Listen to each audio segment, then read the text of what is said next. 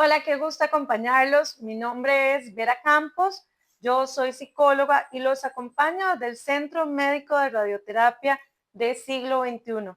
Para mí es un honor, como todos los últimos miércoles de cada mes, poder compartir este espacio con ustedes tan enriquecedor, donde abordamos temas enfocados en procesos oncológicos, no solo del paciente, cómo lo vive, sino de su familia y la red de cuidado, que es tan importante que se informe sobre lo que sucede, sobre lo que puede llegar a pasar de un tema que probablemente muchas veces no tocamos por temor a hacer sentir o hacer sufrir más a esa persona. Por eso, en estas cápsulas informativas abordamos temas de diferentes categorías, siempre enfocados en el proceso oncológico para que les ayude a poder guiar un poquito más este camino que muchas veces se vuelve un poquito pesado. Y en honor a este mes donde celebramos el Día del Padre, quisiera abordar un tema al cual quise nombrar como padre, paciente y al mismo tiempo persona, porque básicamente lo que vamos a hacer es ir reconstruyendo esa identidad que muchas veces perdemos dentro del proceso oncológico. Tomemos en cuenta que cuando un padre es diagnosticado con cáncer, no solo se enfrenta a la enfermedad como tal, también se viene a enfrentar a una pregunta, y esto no solo el padre, ¿verdad? Pero como le estamos dirigiendo el tema al hombre, a los papás, esa pregunta tiene mucho peso y es, ¿quién soy ahora? Y al mismo tiempo la pregunta viene enfocada en un plano futuro. ¿Y quién voy a llegar a ser? Y aquí es importante recordar que la enfermedad oncológica no solo viene a afectar nuestro cuerpo, también pone en crisis nuestra identidad. Este impacto es especialmente fuerte cuando quien se enferma es un hombre o ese hombre que está enfermo es un padre, ya que lo que vemos o desde una parte cultural, ese papá es asociado con un papá fuerte, con un papá protector, con un hombre que brinda el sostén a su familia.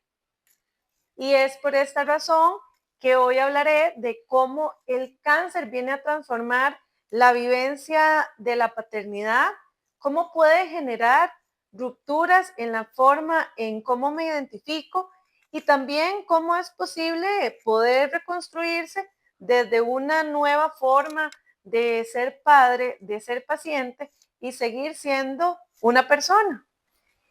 Y en este camino nos encontramos a muchos hombres, o por lo menos desde la parte de la consulta, que se hacen esta pregunta o hacen más bien un énfasis en no sé quién soy ahora, ¿verdad? Antes yo era la persona que resolvía todo, era la persona que llevaba solución a las situaciones del trabajo, de la casa, y más bien ahora soy yo el que está necesitando ayuda, ¿verdad?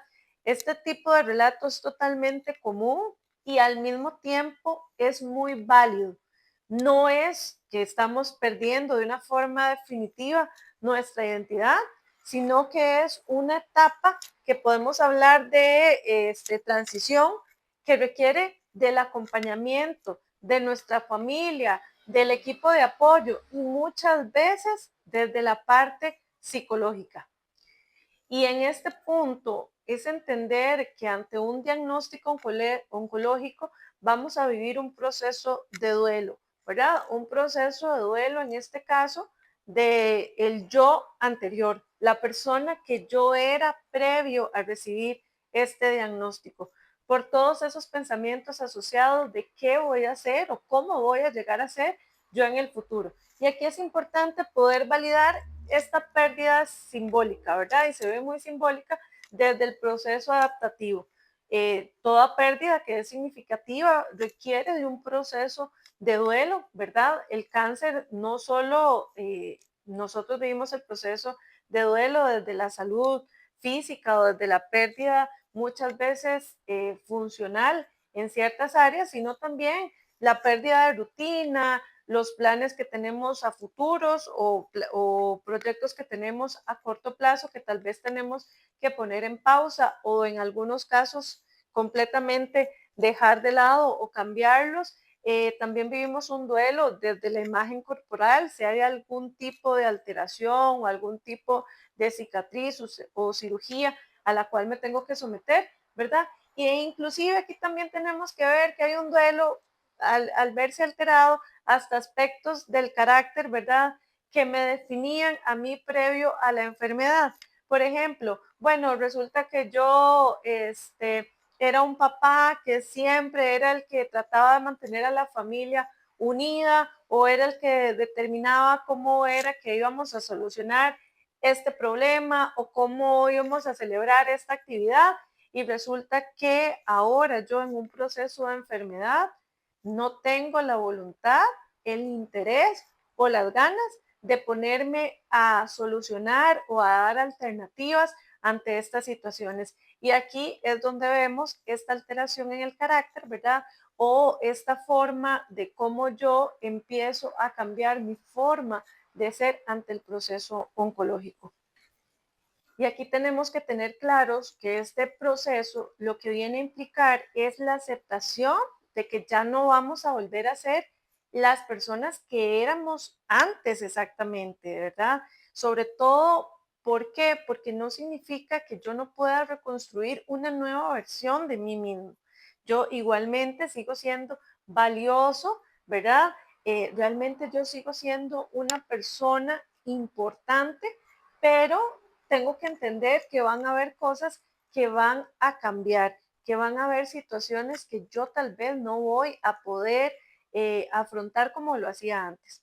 Aquí conocemos algo que se llama el duelo anticipado y es básicamente cuando este hombre o este paciente se despide de su yo pasado. Cuando yo empiezo a identificar que realmente hay algo que yo estoy perdiendo o que yo puedo llegar a perder. Y es lo que nosotros conocemos como cuando nos vamos preparando o viviendo esta pérdida de una forma muy paulatina, ¿verdad? Y tenemos que tener claro que también va a existir un temor ante lo que yo voy a afrontar, pero también hay una esperanza y esa esperanza viene a alimentar o alivianar un poquito este duelo y lo que implica es cómo va a ser mi futuro. Este futuro puedo visualizarlo desde algo que me causa temor o que me causa angustia o todo lo contrario, lo puedo ver como un proceso al cual yo le estoy haciendo frente y que próximamente yo voy a tratar de retomar mi vida lo más parecido o similar a lo que yo hacía antes. Y aquí el ejemplo podría ser, bueno, antes yo salía, no sé, a correr o al gimnasio o a hacer una caminata todos los días y hoy básicamente tengo que subir las escaleras para ir al cuarto y bueno, y me siento súper cansado. Entonces yo empiezo a compararme con la persona que antes podía hacer ciertas actividades y ahora no. Entonces me siento como la sombra de la persona que fui, ¿verdad? Y este relato lo escuchamos constantemente. Sentirse triste es natural y es totalmente válido ante los cambios que yo voy experimentando, pero no invalida todo lo que aún es ni lo que puede llegar a ser desde un nuevo contexto, ¿verdad? Resulta que sí, antes yo salía a correr todos los días, pero ahora yo puedo compartir más con mi familia o ahora yo soy un poquito más paciente o me dedico más a escuchar. Antes en el día a día o el tener que salir a trabajar, no me daba cuenta o tal vez no ponía tanta atención a las cosas importantes que tengo dentro de la dinámica o el rol familiar y ahora tengo más tiempo para poder darle el valor y el significado que todo esto tiene en este momento. Por eso es cómo va a llegar a ser este nuevo contexto desde mi nueva realidad. Ante los diagnósticos oncológicos en los hombres, tenemos que pensar en una masculinidad que se encuentra en tensión, ¿verdad? Se ha promovido muchísimo la idea de que los hombres son autosuficientes, que no son vulnerables, que logran controlar sus emociones, que son sumamente fuertes, que hay cosas que a ellos no les afectan, ¿verdad? Y aunque esta idea es muy cultural, afecta profundamente también la forma en que muchos hombres logran hacerle frente a su diagnóstico, ¿verdad? En la práctica clínica realmente vemos como muchos de estos hombres evitan hablar de las emociones o lo que están viviendo en este momento porque sienten vergüenza al pedir ayuda o sienten vergüenza al sentirse vulnerable ante otras personas. Por eso es que básicamente ellos se desconectan de su dolor emocional mediante racionalización o en muchos de los casos aislamiento, ¿verdad? Y esto viene a ser ese mecanismo de defensa que les puede resultar muy funcionales a un corto plazo, pero a largo plazo viene a generar mucho más sufrimiento, porque de pronto es cargar toda esta parte emocional yo solo. ¿Cómo empiezo a expresar yo lo que realmente he estado sintiendo o lo que he venido asimilando en todo este camino? Porque realmente ni siquiera sé identificar qué es lo que estoy sintiendo. Y aquí uno de los pensamientos que acompañan en este proceso es donde vemos a hombres que dicen, yo tengo que ser fuerte por mi familia, yo no puedo llorar, si yo me caigo, todos alrededor se caen, ¿verdad? Y este pensamiento es totalmente comprensible, pero también viene a ser una trampa a nivel emocional. Es necesario expresar el miedo, el dolor o la tristeza, ¿verdad? Porque esto no es que somos débiles, ¿verdad? Es parte de nuestra salud mental. Entonces, desde la parte de psicología, lo que se promueve son modelos de masculinidad emocionalmente responsables, ¿verdad? Hombres que realmente puedan sentir y que puedan nombrar su dolor y que permitan a ellos mismos ser estas figuras humanas que realmente están viviendo un proceso que vino a mover todo su alrededor. Entonces, esa masculinidad emocionalmente responsable se refiere a que yo me permita, como hombre, que yo pueda permitir vivir emocionalmente este proceso. Desde la presencia emocional podemos reconstruir un rol paterno. La teoría del apego nos enseña que los hijos necesitan no solo un padre fuerte, ¿verdad? O un padre proveedor o un padre que sea el que lidera todo, sino un padre que esté presente, que emocionalmente también esté disponible, ¿verdad? El proceso oncológico puede limitar desde una parte física en algún momento determinado, pero no va a limitar el amor que siente por sus seres queridos. Puede que en el proceso la fuerza de este hombre se reduzca, pero no necesariamente se va a reducir la capacidad de escuchar, la capacidad de brindar contención emocional, la capacidad de brindar amor y protección a su familia desde esta parte que nos vincula, ¿verdad? Desde estudios clínicos se observan que los hijos vienen a valorar más los momentos de conexión afectiva con su padre durante un proceso oncológico que cualquier gesto que podríamos determinar como heroico o inclusive desde una apariencia sumamente fuerte en el proceso. Y aquí es empezar como a cambiar el tipo de pensamiento y es, aunque yo no puedo correr detrás de mi hijo o de mi hija, ¿verdad? Pensando en un escenario donde tenemos hijos pequeños, sí puedo leerle un cuento, puedo ver una película, puedo pintar, puedo contarle una historia, ¿verdad? Aunque no cocino como antes, puedo acompañar a mi familia desde el cariño, compartiendo en la mesa o reuniéndonos a comentar algo que nos hace unirnos. Este cambio, ¿verdad?, de perspectiva, lo que viene es ayudar a que ese padre se reconcilie con el rol paterno que él tiene. El hacer cede ese espacio al estar, ¿verdad? Y eso puede ser profundamente sanador. Yo puedo hacer muchas cosas y puedo estar en otras cosas. Este cambio de perspectiva ayuda muchísimo a que este padre se vaya reconciliando con su nuevo rol, ¿verdad? Ya el hacer va quedando más de lado para darle ese espacio al estar, ¿verdad? Y eso puede ser profundamente sanador Cuando yo logro cambiar esta percepción de que yo solo tengo que hacer y puedo entender que es igual de valioso el poder estar, yo puedo sentirme más tranquilo, más conectado con lo que yo estoy viviendo, más en paz conmigo mismo, muchas veces desde las demandas que yo mismo me hago en este proceso.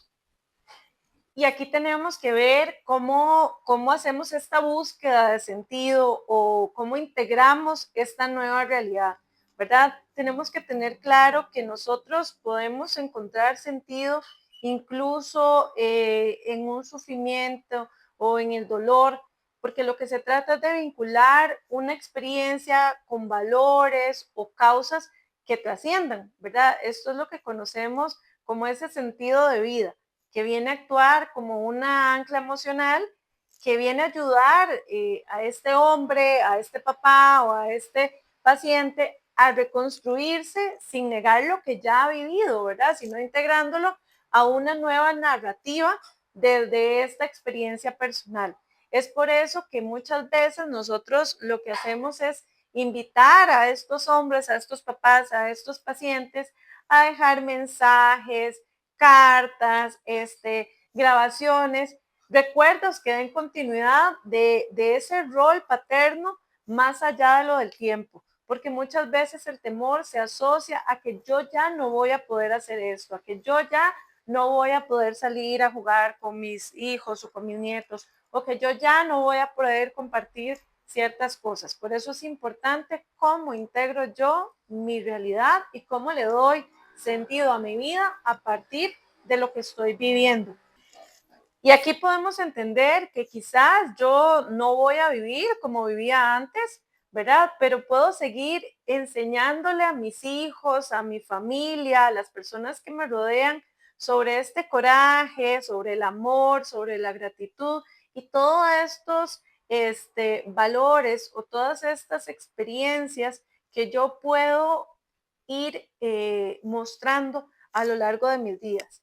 Esta es una etapa, ¿verdad?, que viene a representar una reconstrucción muy auténtica del yo, donde yo paciente no niego mi condición, sino que la incorporo como parte de mi historia y cómo le doy ese valor, ¿verdad?, como ser humano desde lo que yo estoy viviendo.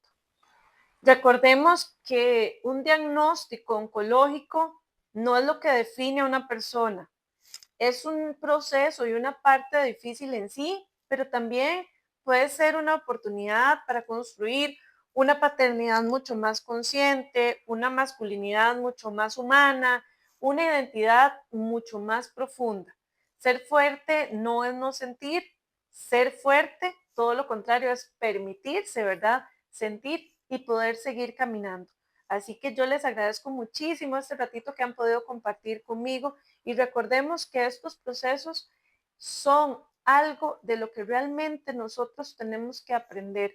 Muchas veces dejamos de lado estos temas o cómo abordarlos por temor a lo que puedo sentir, al dolor que puedo estar atravesando, desde no saber cómo abordarlo, pero es tan importante cuando podemos apoyar a las personas desde el conocimiento, no solo desde lo que nosotros identificamos que necesitan, sino desde ese amor, desde esa comprensión, pero sobre todo desde esa ayuda con conocimiento que puede llegar a ser mucho más funcional y hacer que el camino o el proceso que vamos elaborando pueda ser mucho más llevadero.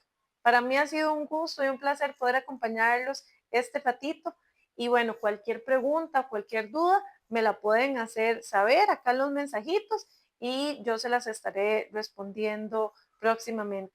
No se olviden, estamos en Radioterapia del Siglo XXI y todos los miércoles, los últimos miércoles de cada mes, tenemos estas cápsulas informativas. Espero que tengan un bonito fin de semana y nos vemos pronto.